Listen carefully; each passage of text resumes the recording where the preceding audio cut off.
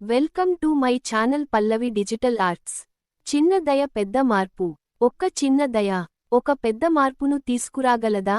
పెద్ద పెద్ద సమస్యలున్న ఈ ప్రపంచంలో చిన్న చిన్న హృదయాల్లోనే అత్యంత గొప్ప శక్తి దాగి ఉంటుంది తెలుసా?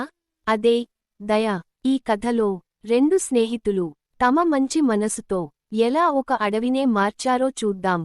ఒక అందమైన రంగుల అడవిలో పక్షుల పాటలు, జంతువుల నవ్వులు వినిపిస్తూ ఉండేవి. అక్కడే ఉండేది మాయా అనే ఒక చిన్న పిట్ట. చాలా చురుకైనది, చాలా దయగలది. అదే అడవిలో భీమా అనే ఒక పెద్ద ఎలుగుబంటి కూడా ఉండేది. భీమా బలవంతుడు, కానీ చాలా కోపిష్టి. ఎవరి మాట వినడు, ఎవరికీ సహాయం చేయడు. అందుకే అడవిలోని జంతువులు భీమాకు చూసి దూరంగా ఉండేవి. ఒక రోజు మాయా భీమా ఒంటరిగా కూర్చుని ఉండటం చూసింది. ఎందుకు ఇంత ఒంటరిగా ఉన్నావు అని అడిగింది. భీమా చిరాకుగా అన్నాడు, నాకు ఎవరి అవసరం లేదు. మాయా నవ్వుతూ చిన్నగా కొన్ని బెర్రీలు తీసుకుని ఇచ్చింది. ఇవి తీసుకో, పంచుకుంటే ఆనందం పెరుగుతుంది అంది. భీమా మొదట అంగీకరించలేదు. ఇలాంటి చిన్న దయల వల్ల ఏం జరుగుతుంది అన్నాడు. కాని మాయా వెనక్కి తగ్గలేదు. ప్రతిరోజూ ఒక మంచి మాట, ఒక చిన్న సహాయం చేస్తూనే ఉంది. ఒక రోజు అడవిలో పెద్ద సమస్య వచ్చింది. అడవిలోని నది రాళ్లతో మూసుకుపోయింది. నీరు ఆగిపోయింది. జంతువులందరికీ కష్టమైంది. అందరూ కలిసి పనిచేయాల్సిన పరిస్థితి. భీమా సహాయం చేయాలనుకున్నాడు.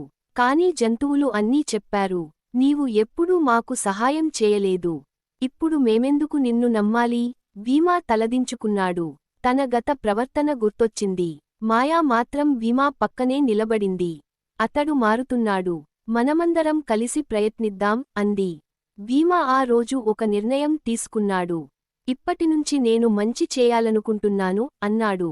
తన బలంతో పెద్ద రాళ్లను తొలగించాడు. ఇతర జంతువులకు సహాయం చేశాడు. మృదువుగా మాట్లాడాడు. అందరూ ఆశ్చర్యపోయారు. నది మళ్లీ ప్రవహించింది. అడవి ఆనందంతో నిండిపోయింది. భీమా మొదటిసారి నిజమైన సంతోషాన్ని అనుభవించాడు. ఆ రోజు అడవిలో పండుగ జరిగింది.